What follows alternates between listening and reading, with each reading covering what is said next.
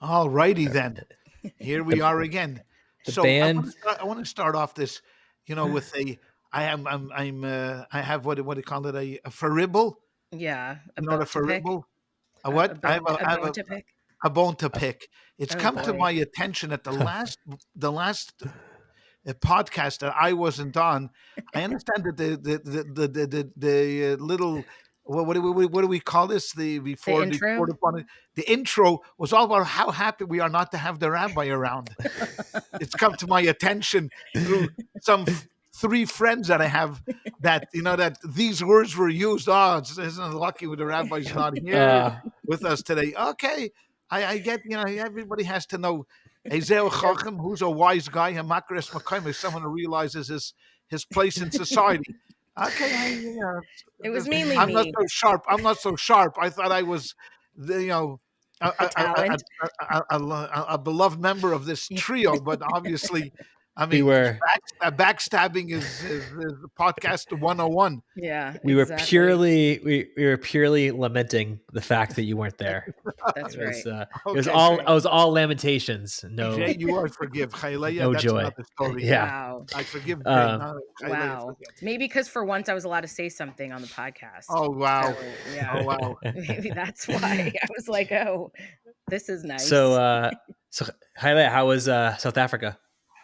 Oh boy. It's a long story, but yeah, it was great overall. The Jewish community there is really interesting. Of course, I went to Africa. What do you think the first thing I did there was? Does anyone? I think I've told both of you. Bought a The Coke. No, the first thing I did in Africa was go check out the Holocaust Museum in Cape Town. Oh, of That course, was of course, Obviously. that was the Obviously. of first course. thing, Of course. and they have a really cute like model of the shtetl that you can like walk through. Anyway, so yeah, the Jewish community in Cape Town and Joburg, Pretoria was all really really interesting, really good, nice to see it. But that That's country awesome. is pretty sad. But the one thing that I'll say, and then we can move on from my trip, um, is a bunch of people there of all backgrounds kept telling me, please tell your people that we do not agree with what our government did. We do not agree that they should have taken Israel to the International Court of Justice. I heard this from like taxi drivers and tour guides and just regular people. Like people are so frustrated with their government there. And they want us to know, the Jews to know that like they had nothing to do with that and they think it's wrong. So I'm just passing on that message to our millions of listeners. Well, that's good to Okay. know. I mean, Yeah. it's like any other country. I mean, Yeah. when you have people that are worried about just feeding their families and finding Yeah. work and those types of things, and then you have your governments worrying about all of this, like whether or not you agree with what South Africa did, it's not relevant to the lives of Yeah. 99.9% of the people there. So why should the government be wasting Exactly. their time with this stupid stuff? Exactly. But Exactly. Totally, totally.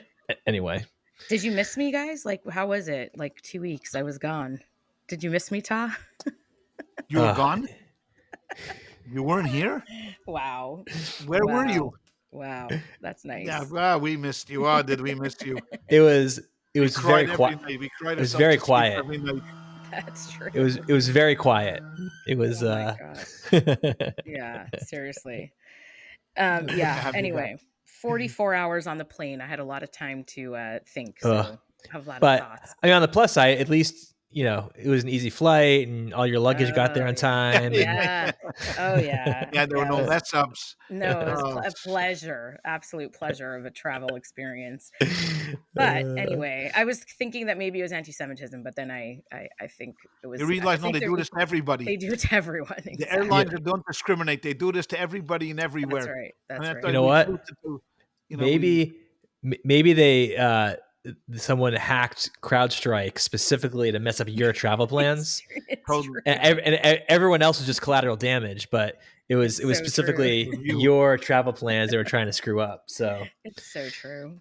It's uh, well, maybe, I got the email address for the CEO of Delta, and I'm gonna write an email. It's not gonna be angry, but I just want to point out a couple of things to him. Not even like I get that mess ups happen, but what bothers me is that all along like through the process of trying to like rectify the situation and get your luggage and get your new flights, like the people along the way are so unhelpful and uncaring and not nice. And like, why can't it just be done in a nicer way? It's not like I don't think it's like a revolutionary idea to just have like normal customer service. So I have to sit down and write an No, email. what they're missing is in English. There's a word called tact. Yeah, I mean, exactly. and what does tact mean? Yeah. It means telling someone to go to hell and making them happy they're on their way. Exactly. That's what customer service is missing. I mean, what you're Yeah. saying is, Yeah. can't they do it in a nicer way? They can Yeah. sing like a song that you're not getting your luggage, but instead of saying you're not getting your luggage, they can look a little ditty. Hey, you, guess what? We got some news for you. You're not getting your luggage. Dun dun dun dun dun dun. And then you'd be much happier Oh and go, my hey, god. you know what? These people are so friendly and It's helpful. true. I mean, all I had to do was just like say it in a nice tone. Oh Oh, we're my so god. sorry for your It's luggage, so but true. it's in Bangladesh. So That have a good day. it's actually a great idea. They should, whenever they have bad news to deliver to you, you should be able to select what musical do you want your Maybe, bad news delivered to you in. yeah, you Would Oh you my know, like god. come Phantom of on. the Opera, West Side Story, Yeah. Cats? That's from the Mel Brooks movie that my family quotes it all the time. It's in which is it in Robin Hood Yeah. Men in Robin Hood Men tights. in Tights. Oh man, He says, sites. "Tell it." He's like, "Tell it to me in a good way, the bad Bad news in a news. good way." So that's what you anyways. Anyway, okay, we should get down to That business would since be people come that's a here. perfect Speaking, prelude to what we're going to be talking I was about gonna now. say, Oh, I speaking of know. bad news. Bad customer service from the Romans and the Yeah, Babylonians. yeah. Oh my gosh, exactly. Uh, So, yes, so we are in the time period on the calendar called the 3 weeks. More specifically, we're in the 9 days, all leading up to the fast day of Tisha B'av, the ninth day of Av. And so we are going to unpack what all that means and get a little history and some, some halachic rules about this time period. And it's not a happy time. It's not like a fun topic, but it's definitely relevant. And I think this year there's a certain relevance to it, maybe that has been missing for a long time. So if you haven't done this before and you don't know what Tisha B'av is or any of it, I hope you'll take some of it to heart and try so to do my something. my first piece of advice, if you're not familiar with the holiday, is get out a piece of paper and set up a timeline Yeah, and then start mapping it out because it's that's true. It's true. there's a lot that happens in these next three That's true. weeks. That is true. That's true. Okay, where do you want to start? So let's start at the beginning. What is Tisha B'av? No, so Tisha B'av is actually a calendar date. Tisha is 9, and B'av is of the month of Av. So we're when we're recording, we're actually in the 9 days before Tisha B'av, and it really Tisha B'av exemplifies really 3 weeks. It encompasses 3 weeks of where we're in the mourning period, starting from the 17th day of the month of Tammuz, which precedes Av, and it goes through 3 weeks of just tempering your happiness.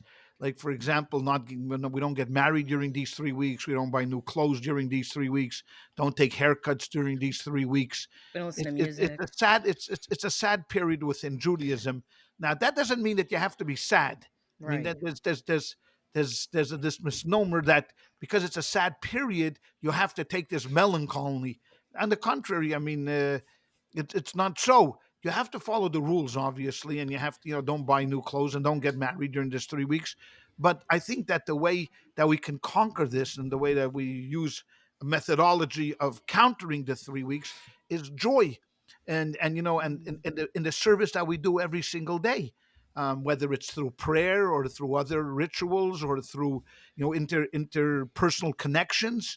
If you just stay focused and confident and happy, you'll be able to counter the 3 week period. But historically, it's been a sad period, and we Jews have this obsession with history. We are Mm. obsessed with looking back at our history. I mean, there doesn't go by a day that we don't think, oh, 200 years ago, 700 years ago, 900 years ago, and 3,000 years ago, all these things happened to us. And there's a lot of validity to that because if you want to have the present vitally present, and you want to keep all of these, rituals and rules and regulations, it starts with that foundation of history. And during the first temple, the 17th of Tammuz, the walls were breached.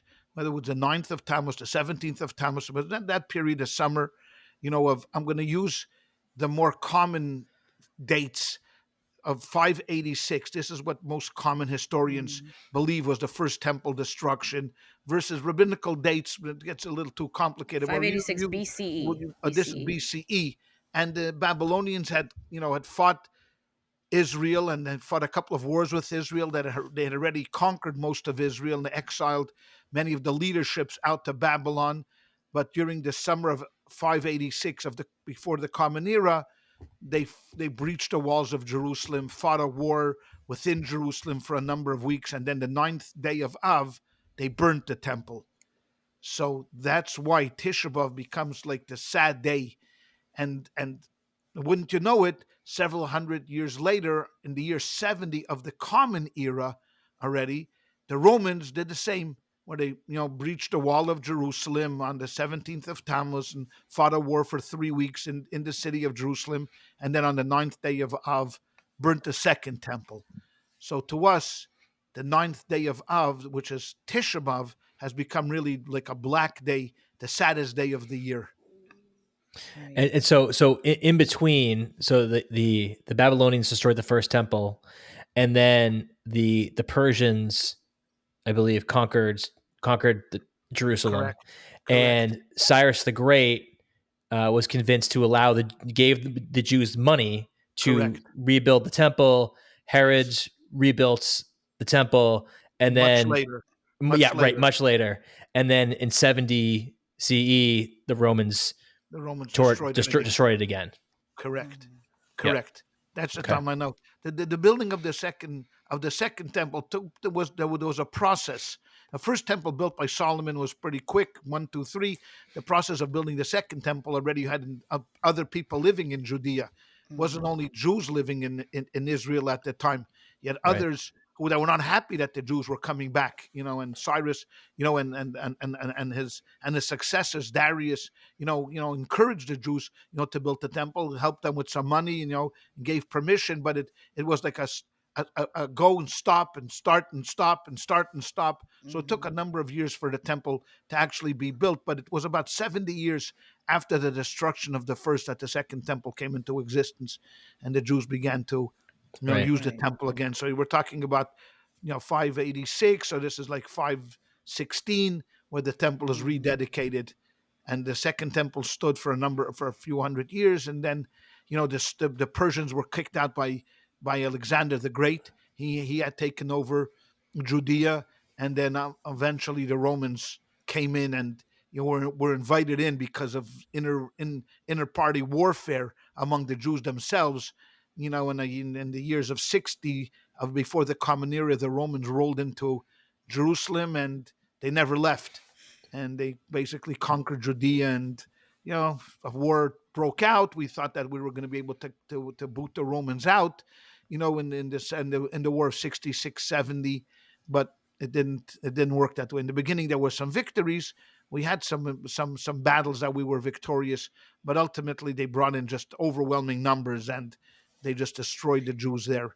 That was it. Can you talk about the differences between the first and second temple, because they were not exactly the same? They were almost the same in the service that was done. There were a few articles that were missing. For example, the ark was not there. And that's isn't that like a big part of it? There was an ark, but it wasn't the ark that Solomon had built. The breastplate of the high priest. There was an Urim V'Tumim. There was this holy inscriptions that were placed inside the breastplate that didn't exist at the time of the of the second temple. So there were minor, small, little differences, but that the second temple didn't have. Of course, it didn't have the grandeur of Solomon. Solomon had all the money in the world. The second temple was built meagerly, like wood and whatever they can put together. Like Jay had mentioned, years later, hundreds of years later, Herod, when he became the king of Israel, under the Romans, he said, no, this can't be a temple. This is now I'm gonna upgrade it. So, but the He service didn't he didn't itself just upgrade he didn't just upgrade the temple, he expanded the whole expanded the mountain. temple He footprint. even expanded the mountain Yeah, that it was right. on. He did like Yeah, a massive restructure and building. right, right. Yeah, But the service itself, in the was temple similar. between the first and the second temples Yeah, were pretty much alike. You had to bring sacrifices in the morning, and people came to bring sacrifices during the day.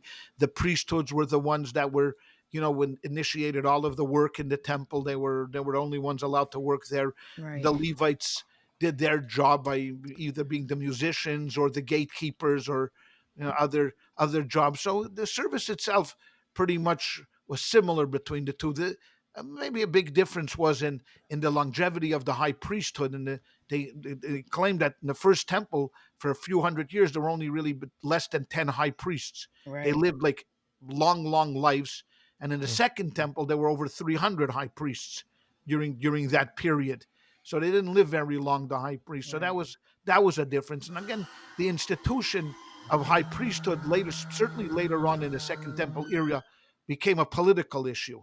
I mean, Mm, where it was bought, by rich people. The Sadducees, which was a splinter group that splintered off from mainline Judaism, controlled the temple for many years. And so that there were differences between the first and the second temple, but mm, overall, if you went in there and saw the services were pretty much alike, and mm. what went on there. Interesting. So Tisha B'av is a time. It's a 3 week time period. Why is it Well, 3 weeks? Because it's 3 weeks from the 17th of Tammuz, which is the fourth month in the Jewish calendar, starting from Nisan. So the fourth month, and Av is the fifth month. So between the 17th of the fourth month and the 9th of the fifth month is a 3 week period. It was near those 3 weeks that most of the destruction in Jerusalem took place. And that's right. why it's combined to be called the 3 week period. Tisha Mm, B'av is the culmination of the 3 week period. right. And It's after the Tisha last B'av, day. it's Yeah. the last day of those 3 weeks. After that, things change and we're back to normal. You can get married, haircuts, do Hmm. everything, Yeah. buy new clothes, do whatever. But those 3 weeks we temper. And as we get closer to Tisha B'av, it becomes more and more serious. Like now in the 9 day period, we don't eat meat or we don't drink wine. We don't go swimming. Things that kind of are pleasurable, we try Mm, to toned down, except for Shabbat. Shabbat, where we drink wine and we eat right. meat. That's okay. But and then Tisha B'av, that will culminate in the most extreme of what we would call the suffering. Of it will The be a morning. 24-hour, 25-hour actually fast, like Yom Kippur, where Right. it would start Tisha B'av Eve and then go through the night, followed by the day till the evening. It's the only one Yeah. besides Yom Kippur where it's a full 25-hour fast. And not only that, we won't wear leather shoes. We won't take showers on that particular day. It'll be exact almost like Yom Kippur, and in the prohibitions that we have. Plus, in addition to Yom Kippur, many people don't sit on chairs for the first half of the day. We sit on the floor. It's just a remembrance. We're like mourners. So Yeah. the same mourning that we would do for a father or a mother, or other close relatives, we do on Tisha B'av. So we sit on the floor. We say lamentations.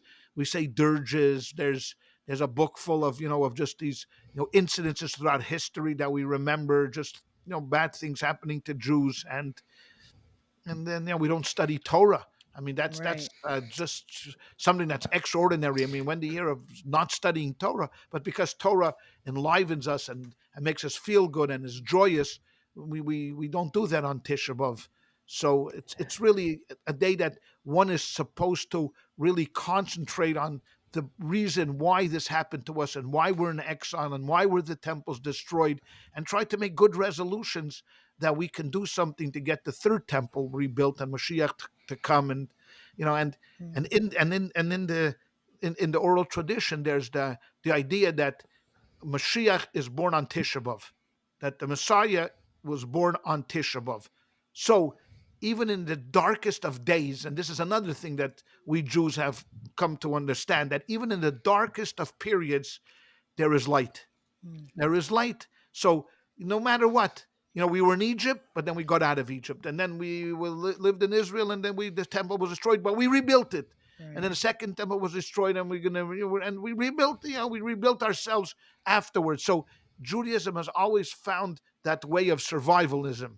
That no matter what, it could be dark, it could it doesn't look good, but guess what? We're around. So Tisha B'av, the darkest of days, is exactly the day that the Messiah is born on that day.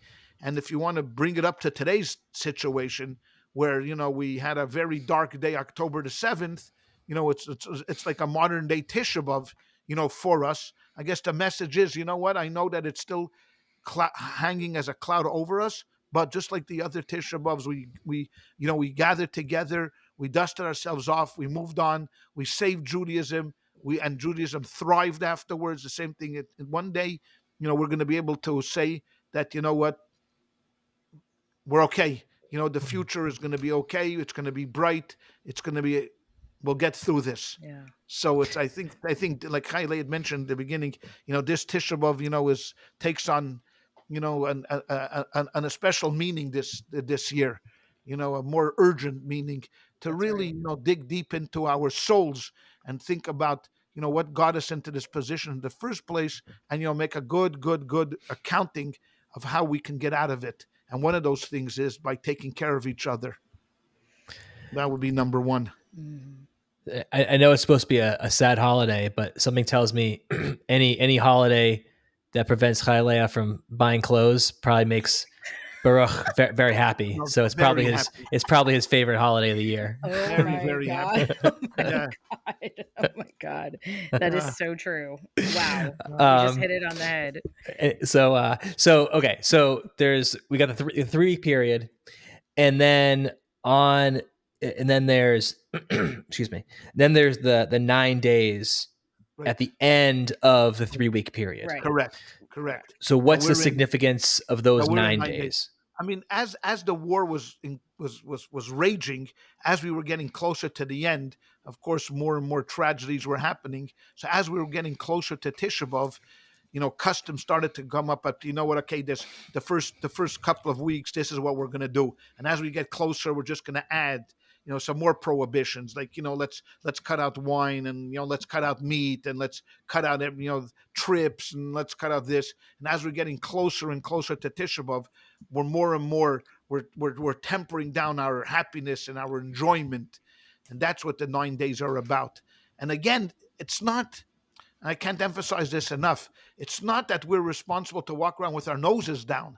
That's not the purpose of this. As a matter of fact, in the Shulchan Aruch, the Code of Jewish Law, it says, "Mishenechnes Av mematim b'simcha." When Av comes in, when the month of Av enters, one should temper down. One should, downsize his joy. And the Rebbe always referred to a saying, and he put a little twist to it. And he says, "Mishenechnes Av mematin." If you want to reduce the effect of Av, b'simcha, do it through joy. Meaning that even though we follow the words of the Shulchan Aruch, we follow the words of the Code of Jewish Law, and we do all of these restrictions, but still our attitude is one of, of confidence that, what, they hit us, they knocked down the temples, but eventually, sooner or later, it's going to be rebuilt. And we're walking in this not downcast and not melancholy and not, not with, a sense of depression, but we're walking into this with a sense of confidence. Look, we know as Jews, we know what it means to be down. It's not the first time that we were down, and it's not going to be the last time. You know what? Maybe, God willing, it should be the last time. But we know what it means to be down. But we also know what it means what revivalism is all about. And we always revive. At the end of the day, we always come back. And the same thing is with Tisha B'av is black, but one day it's going to turn into a joyous day.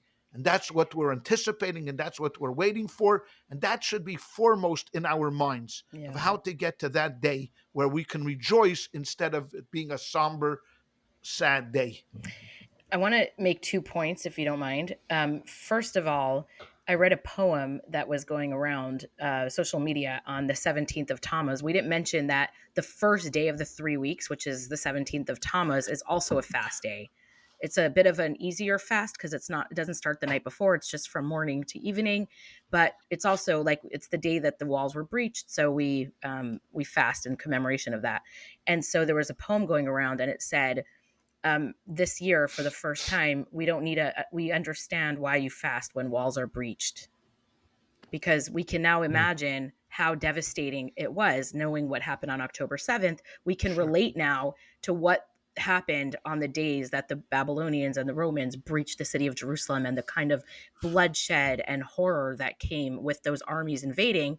And it really struck me that, this is something we've done for thousands of years, and probably throughout the generations they had these moments, where like the October 7th moment where it was like, yeah, we understand why we're still fasting for that, because it's still relevant, unfortunately, right? So even if next year on the 17th of Tammuz, it's like we're reflecting on October 7th, it's just this story of our people, which brings me to my second point, which is that we're really good. We talked about this, I think, before, but we're really good. Jews are really good at taking history and making it memory. It's not just like a story that happened, but because we fast and because we do these things like not listening to music and not, all of the restrictions, it makes me feel like I am personally a part of the story of the destruction of the temple. It's not just something that happened 2,000 years ago, right? Like since I'm a little kid, I know the ninth day of every single summer, no matter where I am or what's happening, that day is going to be a day that is dedicated to the destruction. And I feel it because we actually do things that make it feel like we're part of the story. And that's the difference between something just being a historical event and something being a memory for our people. And it's interesting. I don't know if everybody does this. I don't know whose custom this is, but our custom is that right before the fast starts, we take eggs and we burn ashes, and we put the ashes on the egg and we eat it, A right? little Which bit of is that. a little bit of ashes, but Yeah. it sounds silly or whatever, but that little thing Oh, always made such an impression on me as a kid. And I know my kids like looked for that every single year, the egg and the ashes. Why? And it was because you felt like a mourner doing it. You feel like you're part of the story. It's not something that happened in a book that you're reading about. You're actually participating in the memory of that event. And I just, I wish more people would understand that making ritual, my point is that making ritual part of your life is how we perpetuate these stories and how we make Jewish people feel that we're still part of that ancient story. It's not just history. it's absolutely. We've talked about, I think, the importance of what we call narrative Yeah. of a story. Now, everybody has a story in life, but if you want your children to really feel that they are part of this story of Judaism and that has relevance and meaning, this is the only way to do this. Yeah. This is the only way to do this. To recreate, like Hialeah said, is to recreate that story in our lives. And I Yeah. remember when you were young kids, and when we were still at the Hebrew Academy on Tisha B'av in the summer, Yes. we would take Yes. like a Cardboard. box and Yeah. burn it. I mean, Yeah. like a paper box. It was silly, but it just symbolized, Yeah. here's the base of Mikdash, here's the temple, here's the fire, and something is burning, and you That's right. visualize it. And the more that one can do that, more than one can bring the next generation into that narrative and make Hmm. it feel that it is their story. It's their story, Hmm. that I'm a living representative of that story. The more it's gonna stick to them. And That's if it right. doesn't, then it doesn't. That's right. So again, we do all of these things with a tremendous idea of memory, but like I said, memory that makes it relevant. Yeah. Like in the United States, take Fourth of July. Anybody really care about Fourth of July besides it being a day off? Do people get together and read the Declaration of Independence? Do people get Right. together and read the Constitution and talk about it? No, no one. Probably Jay. He's a Who, nerd. ca- He who probably cares does. about that? No one cares about that. And that's why you see that there are more and more people that are don't love this country. They just Yeah. don't love this. They just don't love this country. And in Judaism, it's exactly the opposite. That every time that we have an opportunity to express our devotion towards our narrative, towards our story, we do it. Yeah. And sometimes it's happy, Purim and Hanukkah, and the holidays, Pesach, and sometimes it's sad, like Tisha B'av and the other communal fasts. But it's all with one idea, and that is to infuse ourselves with this idea that we are the walking representatives Hmm. and the generation of those people. And That's right. 2000 years ago, my grandfather, your grandfather, my grandmother, your grandmother was there in Jerusalem, and they experienced this, and Hmm. we're Yeah. reliving it because it's my story. Yeah. It's funny. So I just finished This Is My God by Herman Herman Wouk. Wouk. Yes. And there's a story in the epilogue that he tells about meeting David Ben Gurion. And so Herman Wouk was an Orthodox Jew, and Ben Gurion was not, Right. to say the Right. least. And so there's a story he tells in the epilogue where he's meeting David Ben Gurion, and Ben Gurion says, "That's great. The Jews in America, you have a country, we are safe, but how are you going to maintain your Judaism? How are you going to not fully assimilate to American culture?" And Herman Wouk tells him, he says, "Well, we still have the religion." And David Ben Gurion kind of gives him the side eye and says, "Well, Israel will always be culturally Jewish. We'll see about the religion, and we'll see Oh if my you guys God. can maintain it in America." And Wow. Right. and but I think what the point you bring up about not having it just be a theoretical idea that exists, on a piece of paper, but actually something that makes it living history, whether it's about Judaism or about, your love of America or Right. whatever. Right. Bring something from the realm of being theoretical to actually something that's active is, I think, Yeah. is a very important part of making anything stick. That's true. Yeah. For sure. Exactly. For sure. I mean, you bring up Ben Gurion, which, if you can see it, and that the day that they established the state of Israel, Ben Gurion, of course, read the Declaration, the Independence Day. But before he did that and talked about the future of what Israel is going to be, he spent quite a bit of time talking about our connection to the land. And Mm. even though that they were cultural Jews, Ben Gurion didn't put on tefillin every day, and I don't think he kept Shabbos, but yet he understood very, very, very well that the reason why they are sitting in Tel Aviv, or why they're sitting in Jerusalem, or why they're sitting in Haifa or Tveria or Hebron is not because of Herzl. I mean, was an important person in the Zionist movement. I don't by any means disparage him, but the reason why we're sitting in this particular piece of land is only because of Abraham, Isaac, and Jacob. They were the ones that Mhm. founded this country, and it's the wars of Joshua, the wars of Yiftach, the leadership of Shimshon. Those things, that's what got us here. That's why we are here in this land. No other reason. It wasn't because, you know what? There's a piece of land somewhere in the world, and we don't have a homeland. So why don't we just go and just pick a piece of land next to the Mediterranean? Yeah.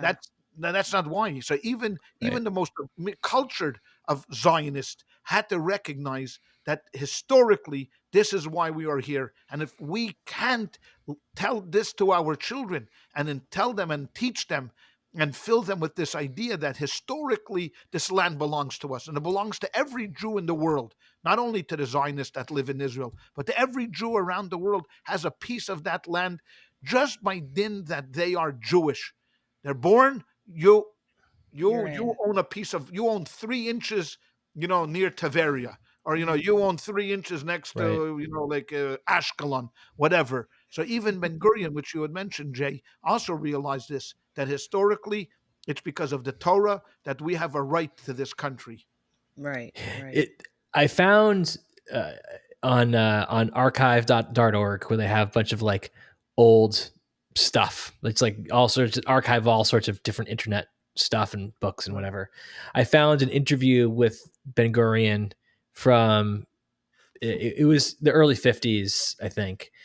And he was telling a story about how they had found, I think, a really large copper deposit. It was some rare some material in Israel, and they knew exactly where it was when they got there. And whoever was, it was 60 Minutes or one of these news shows, and they asked him, "How did you know it was there?" And he said, "Well, because the Bible told us where it was." Wow.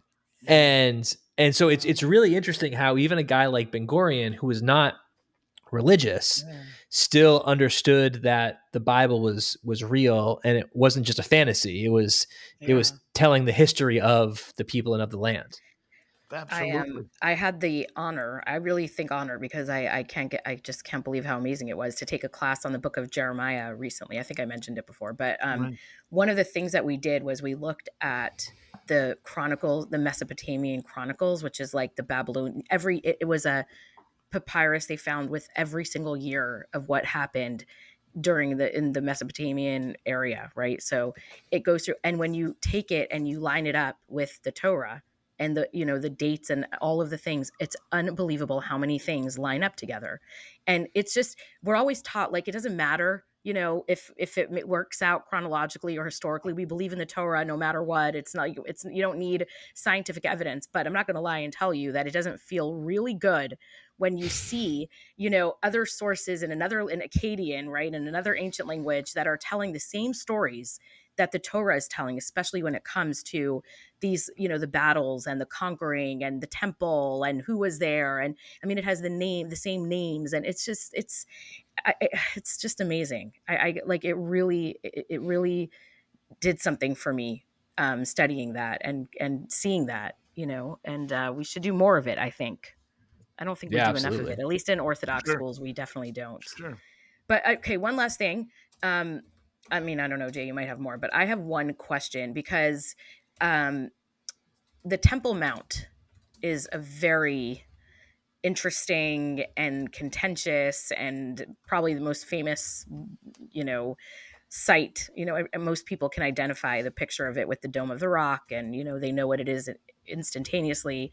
And I've had being in Israel for Tisha B'av, by the way, is super interesting. And I went down to the Kotel, to the Western Wall, the like last remaining wall of the temple, and it's thousands of people gather there on Tisha B'av, and everybody's singing, and it's just really beautiful. You can watch it online, by the way, every year. It's beautiful to watch.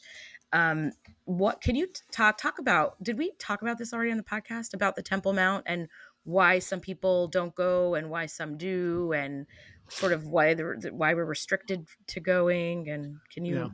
So, in Judaism, when it was founded, and we were still found ourselves in the desert, God instructed Moses to build a sanctuary.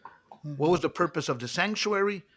To bring sacrifices and other services, the menorah, the table, incense to be burned.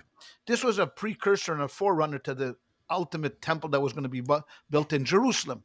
So when they came into it, when the Jews were in the desert, and the Mishkan was with them, they traveled with it and came into the land of Israel, and was stationed in a number of different cities till Solomon actually built the temple.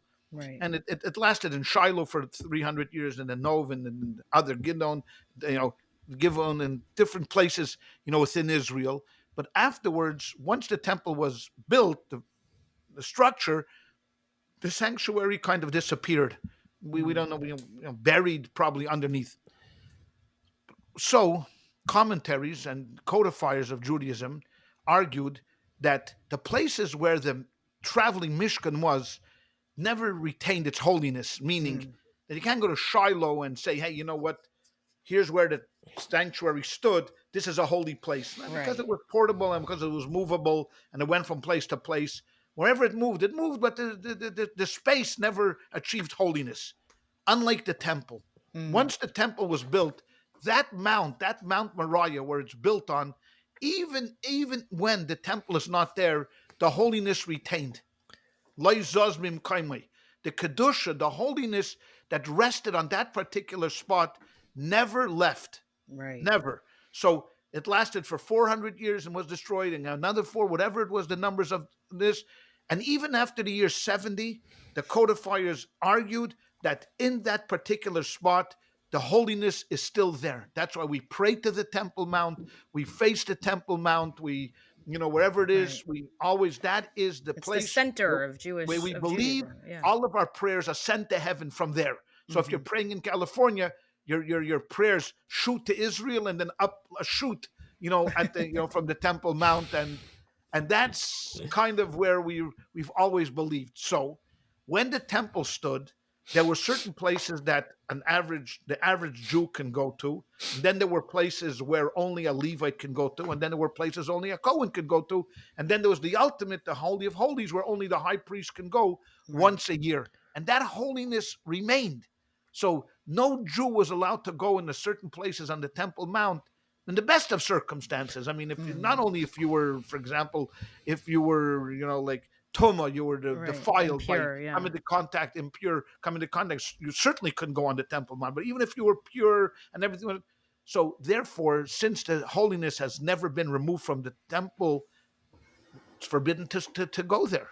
Right. For most Jews, to go up to the Temple Mount, because we're not exactly sure exactly where the demarcation was, where the Jew was allowed to go to, and then where the Levite was allowed to go to, and then where the Cohen could go to. We're just not exactly sure, because we kind of know exactly how the temple looked. I mean, there's we can tell you exactly where the Holy of Holies was on a map. But in Jerusalem itself, we can't tell you exactly where the Holy of Holies was.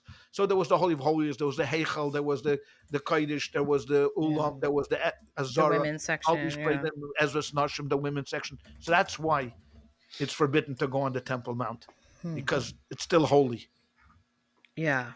I don't know if I should. That's it. You're not allowed to go on the Temple Mount. Okay. Die, yea, no. Die, yea, no. Fine. We'll leave it there. We'll leave it at that.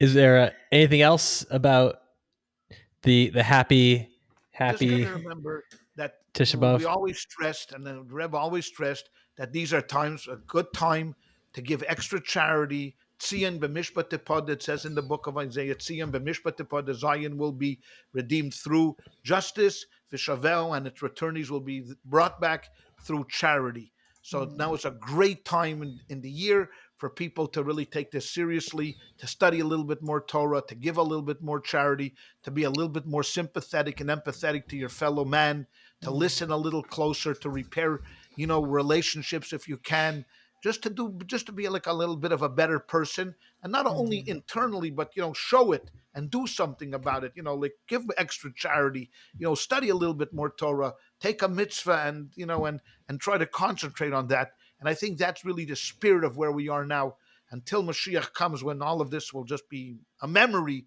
But until that time comes, let's each try to do our own part in fulfilling that promise to the prophets. Amen. Absolutely. Awesome. You could send me your charity, everyone. Thanks. Okay. I'll send my email. showbytheshore.org/donate. showbytheshore.org/donate. We take Bitcoin, crypto, and Bipto. We take everything. I'm not going to pretend. I have horses to pay for my daughter, so I will take whatever donations anybody can afford. We take Zelle, Venmo, and Schmel, Israeli shekels. Yeah, exactly. The only thing we won't take is Iranian coins. We will not take. Yes, exactly. But exactly. Saudi Arabian dollars we will take. Petrodollars, especially wanted. So going on to the parsha, so we'll go into another happy story, which is the start of Genesis 23, which starts off with Sarah dying at 127 years old. Right. My question about this is, if I'm recalling correctly, up until this point in the Bible, when people die, either it never gets mentioned they died, or it's just kind of, they live this long. And this is the first person who kind of has an extended story, not about how she dies, but sort of about the ramifications of her death. Mm. So what's the significance of the sort of the longer story and narrative about Sarah's death and what comes of that? That's a good question. So if we've noticed that in the past couple of sections that we've talked about, the Bible had taken a very, very different pattern. In the first few sections, we talked about humanity as a whole. Adam and Noah represented not their own personal stories, but they represented mankind. So whatever they did was, was blown up. Like Adam begat all these kids. Noah went through a universal flood. At Abraham, mankind sort of disappeared. Everything else started to become excluded. We didn't care what was happening north or east or south from Abraham. Abraham became the story, the point. Because of course, what the purpose of the Torah is really to tell the story of the Jewish people, and the Jewish people start with Abraham. So everything in his life is going to take on greater significance to us. So as far as Noah and Adam is concerned, so Adam died and Noah died and other great people died. But we're really much more interested is how we're talking about our story 10 minutes ago. This is how our story develops. Mm. And it's developed through a number of different ways. How he raised Isaac, the relationship with him and Ishmael, the relationship of him and Sarah and Ishmael and Isaac, relationship of him and Hagar. So it becomes Abraham's story. And since Sarah was an integral part of this story, I mean, she was his partner in whatever Abraham did, whether it was about, traveling or, setting up shop, raising Isaac. Now it's time after Sarah passes away to now tell the story of what we do. And I'm sure Sarah's not the first person to be buried, in the Bible, but it's the first person that we care about how she gets buried, in the Bible. And that's why now we're going to start to investigate what Abraham does when he finds out about her, how he mourns her, what he does, and then subsequently how he buries her and how he buys the plot, in Hebron, to bury her. And that's why this story takes place now. She died because of what happened with Isaac, right? I remember Well, it learning doesn't say that. that in the Bible. There's no connection between Uh-huh. Isaac's story of him being up on the altar and her dying, but we're assuming because of Right. the juxtaposition of the two sections, Mm-hmm. and commentaries on the Bibles always love to deal with juxtapositions of verses of sections because there's got to be a connection. So of course, the oral tradition tells us that what Sarah heard that Abraham had taken Isaac, to be slaughtered, and before they could come back, you could imagine her reaction to this. She Right. died. She died. She died. Yeah. So whether it was the cause or whether it wasn't the cause, but certainly it must have had a profound effect on her because it happened before she died. So it must have really left something, Yeah. to do. So, but yeah, the commentaries say, it sounds It sounds feasible good. that she Yeah. died because of the shock that what Abraham had done.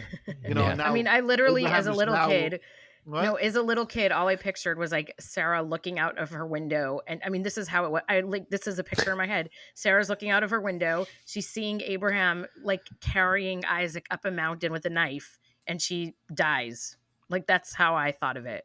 So I don't know. That's probably wrong, but because I don't think she could see from her window I don't to think she where could see they from window, were. but she might have seen from her window Abraham and Isaac leaving, on Yeah. in the donkeys and like where are they going? And Abraham not Yeah. saying anything to her, and Yeah. she wondering why. And then of course maybe Anytime, I just want to just say one thing. Like when I mention what I picture things as because of like learning it as a kid, they used to literally give us papers with stick figure like cartoons of the parsha for us to learn it on. And so like those are the images that have stuck in my head my whole life of these stick figures. And probably one of them was Sarah as a stick figure, like black and white with like probably two curls coming out of her head, looking out at Abraham and Isaac. So I come by it fairly. It's not like it's in my own I imagination. mean you don't have to think of her as a stick figure anymore.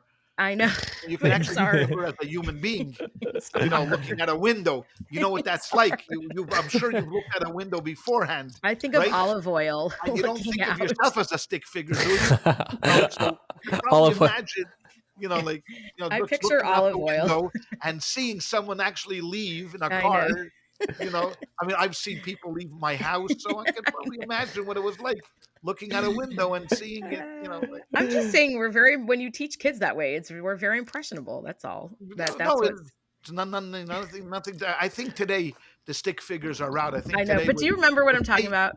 yeah, of Do you remember course, those cards? We of used to bring them course, home of and yeah. course, Okay. of course. I didn't Now they tell probably you. have AI videos I that they're know. I showing the know. Today, kids with I mean, when with you're an talking exact about it, an could exact recreate the whole representation. scene. I mean, It's true. nothing to talk about. But what's So she died in a town called Kiryat Arba, if I'm pronouncing that correctly, Mhm. which is now Hebron. it was Hebron then too. Okay. So It was that the was same an name. area of Hebron. Yeah, Okay. it was a part All of right. Hebron. Yeah, Okay. right.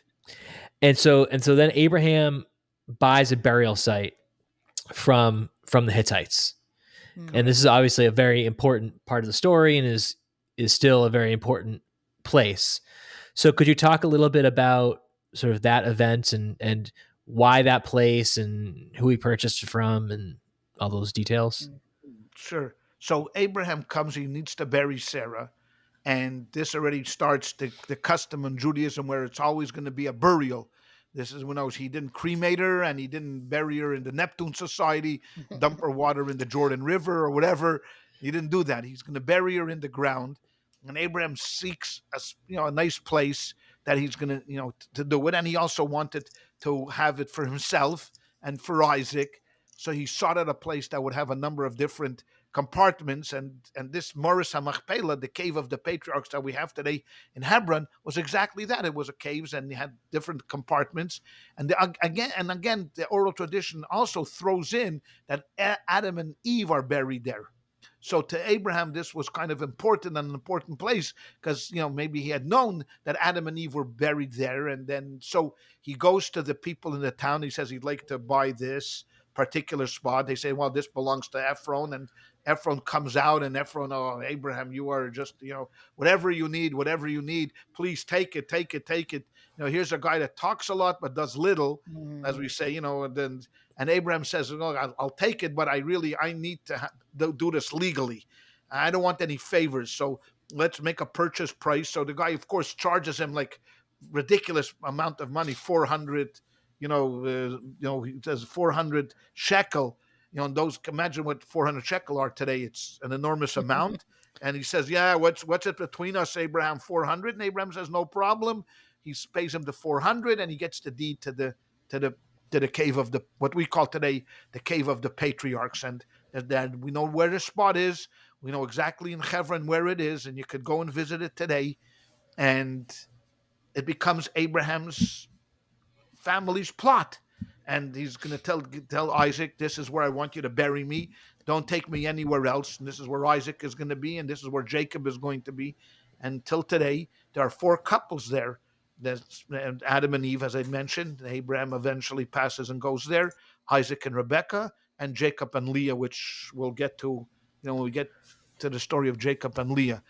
And this becomes a very important place of prayer for the Jewish people, because when we were in trouble, we go to the cave of the patriarchs and we beseech them, because we know that they're in heaven, they're in Gan Eden, to go to God, and God listens to them because they worshipped exclusively to the Almighty, and we do this until today. You go every day. There are people, hundreds, I would say, of people going to the cave of the patriarchs, and we've always gone to the cave of the patriarchs. And there's many stories, of people going there, finding out exactly where it was. The Middle Ages, we weren't sure, but now we know for sure exactly where they're buried, and there's a big tomb that's built there, and you have to walk up a number of It's a big steps to building, get yeah. there. And unfortunately, because of the political situation, it's split between the Jews and the Arabs, so you can't get into the Arab section where Isaac is buried, for example. You could come to Abraham's Once a year, I burial think they place. open it. Once Yeah. a year they open up for Then they do the same Actually, for the this Arabs. week's parsha, when we read this week's Torah portion, that I mean the story that we're reading right now of Sarah dying and them Yeah, buying the yeah. grave. When it comes, When they're they not, when not they read this story every year, there's a they open up the entire cave of the patriarchs, for and Jews. people can You go. can go there, Yeah, right? you can go to Isaac and But Rebecca. normally Normally, you can't. it's Yeah. locked and you can't go to Oh, certain Mm. parts of it. But you can that's go to interesting. Abraham and you, Yeah. yeah, yeah, because of it, everything is volatile in the Middle East, and because Yeah. the And Arabs also Hebron, view Abraham especially. Yeah. as their patriarch, this is also very important to them.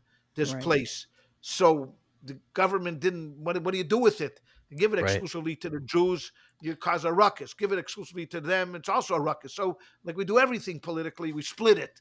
Okay, so you're going to go here, and you're going to go here, and Yeah. that's the way it is. But if you go to Hebron, it's an incredibly important city within It's Judaism. amazing. It's where Abraham is buried, and it's where not only that, but it's just one of the four holy cities. In Judaism, and there's a small little Jewish community there now that lives among tens of thousands of Arabs around. But these are dedicated people that live in Hebron. And if anybody visits Israel, I encourage them to go visit Hebron. You have to go with security. You can't go Security. there Yeah. yourself because you have to have either a pass, but it's heavily fortified by the Israeli army. And there's a marketplace and a pizza shop, and of course a few shuls. And there's one particular shul that's it's called this of the Abraham, our forefather shul. It's called Basic Knesses of Ram Avinu.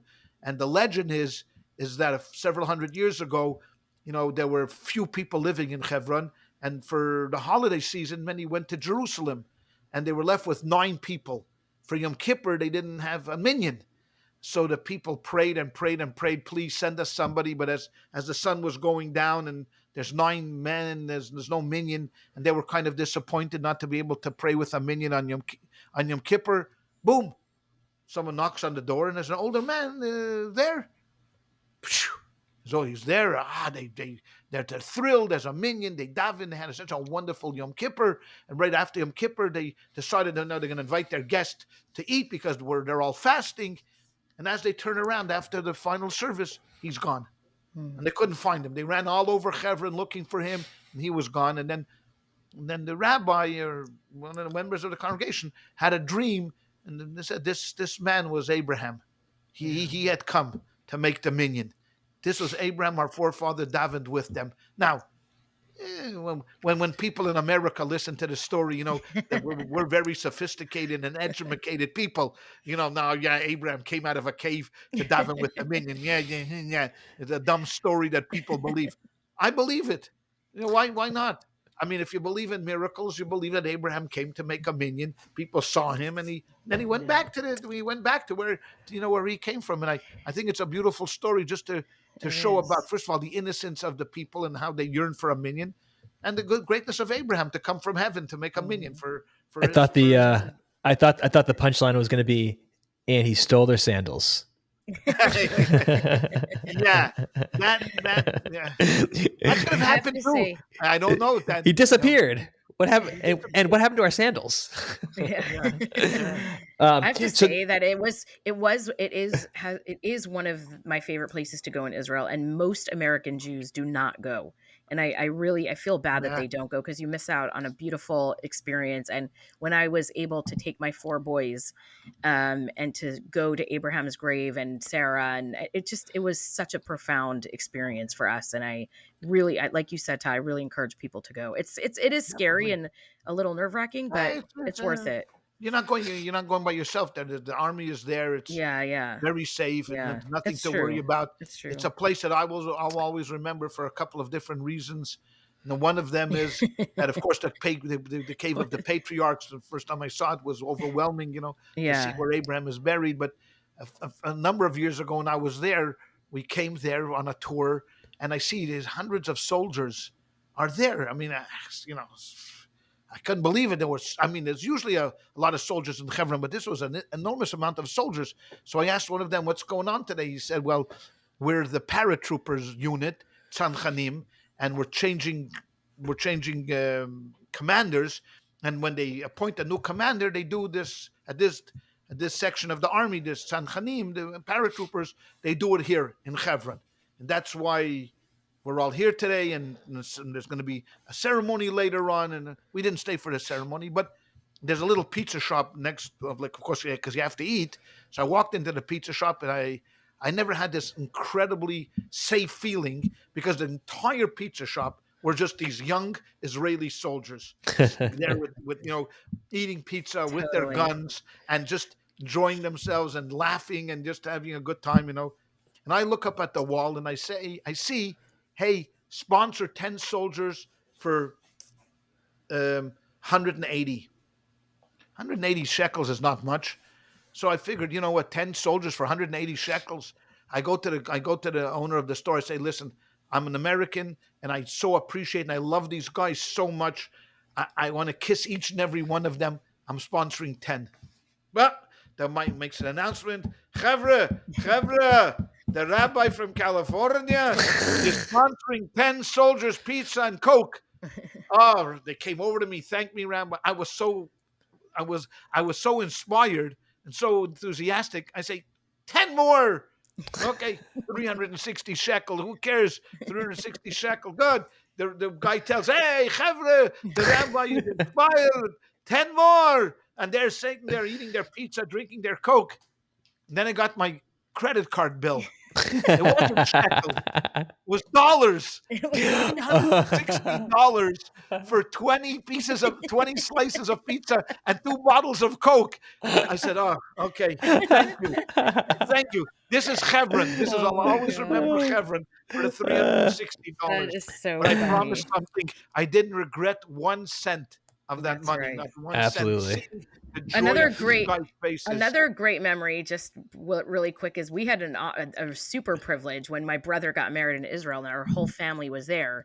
We rented a bus and we went to Hebron, all of us on the bus together, all the kids, everybody, our whole entire family. And we had a tour guide with us.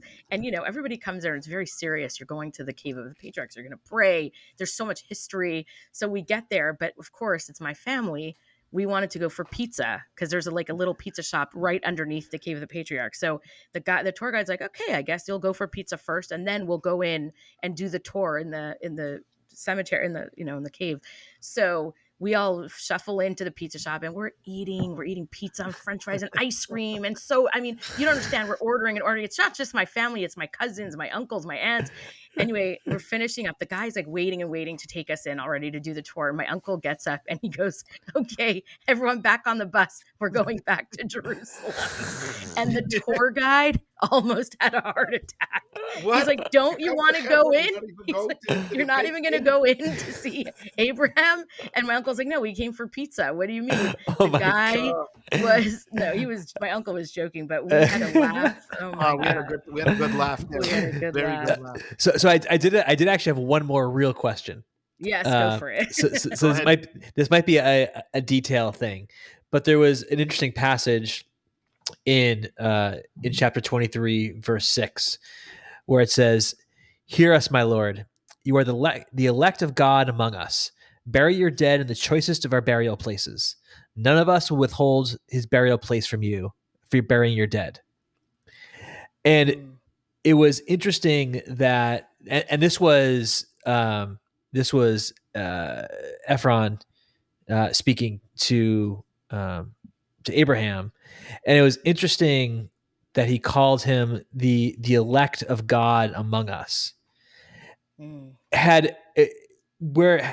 did the Hittites convert, or why did he call him the elect of God? I mean, because they must have had some belief in the Jewish God to some degree to call him the elect of God among us. So where did that come from? You're reading it as an elect, and my translation is a prince. Or okay, he says in verse number 6, hear us, my Lord. You are a prince of God in our midst. Oh, okay. Prince of God in our midst. What's the Hebrew word there? The Hebrew word is in verse number 6 is Shemini Nasi, like a Nasi, like a president. Yeah. Okay. Like a president. You Okay, are Okay. good. you are Elect makes God's sense there. prince. And Yeah. Abraham had already a reputation. It's not the first time he's called this. I mean, he had a tremendous reputation of fighting the wars against the four kings when he saved the people of Sodom and Gomorrah. So Abraham's reputation was like worldwide Right, already, right, whatever the world right. was at that time, worldwide around. And that's why they referred to him as you are the Prince of God. Now, of course, they were pagans, so Abraham's God plays a big part in people's lives. I mean, they don't this They don't discount they it. don't Right. just disavow Abraham and his God. The Jewish God plays a part, but he's one God of many gods. But Okay. Abraham Right. represents Hashem, and you are the Prince of Hashem in our midst. And whatever you want, man, whatever you want, you get. Gotcha. Okay. And that's So the way it's so he's more saying that you're the representative of your exactly. God among us. Okay. And a respected representative. Right. You are Did the you choicest of representatives of your God. Okay. did you Got it. I'm embarrassed to say this because it means that I wasn't really listening when you were going on and on before. Sorry, but did you say that the importance of this piece in the Torah is how, like, the fact that Abraham paid for the land? Did you So discuss it's that? part of that. You said that? Okay, I just Yeah, I want to said make it. sure. Part of the importance was he wanted to pay for it. He Right, didn't so want it as that a today gift. we can, yeah, okay. He didn't want it as a gift. He's Right. absolutely not a gift. I don't want to. I Right. don't want a gift. So later on, someone's going to say, Yeah, He okay. stole it from us." No, Good, I want to okay. pay, and I want the deed. Good, I perfect. want the Yeah, deed to and that that land. and that fits in with things he'd done in the past when we had the war of the, what was it, 8 kings or 9 kings, and he Yes. he doesn't want the spoils of There's a one. war, and No, because he doesn't want to owe anything to anybody. Right, he's a believer that God will take care of him. right, He wants to do right. the right thing, Yeah. and God will reward him. I don't want anybody else to say, you know what, oh, I'm the one that's, like, I made Abraham rich. And the same thing Right. is true here. Don't do me any favors. I know you people. Today you're going to say I gave it, and tomorrow you're going to say we didn't give it. I Right. want it writing, sealed, hmm notarized, and that was Yeah. that. Okay. Awesome. Yeah. Great. All Awesome. right. Thanks, guys. Yeah. That was So a good conversation. next week, we'll go from very sad stories to a happy story. We'll have a Ah, wedding great story. Oh, we're gonna have a wedding next and week. dating. We're gonna have so much good pieces of advice next week. You want to Oh, tune in? Can't Oh wait. yeah, for sure. So any parting words? Have Well, an easy fast. that's May right. this be the last fast that we do. Maybe Amen. Mashiach will come before Tisha B'av. We'll get Amen. lucky. We'll do the Please. podcast next time from Jerusalem with Mashiach. But until then, do the best that you can, taking these days for the purpose that they were enacted to do a little bit better for everybody, including yourself, your families, the Jewish people, and mankind. Amen. May God bless us and send Mashiach speedily in our day. Amen. And if you're going to fast, drink a lot of Gatorade the day before. It's really helpful. I'm just throwing that out there. My Good little tip tip. from an old pro. Yes, There exactly. you go. All right, guys. Thanks. Thank you Thanks, so much. everyone. See you next week. Bye bye. Bye. Bye.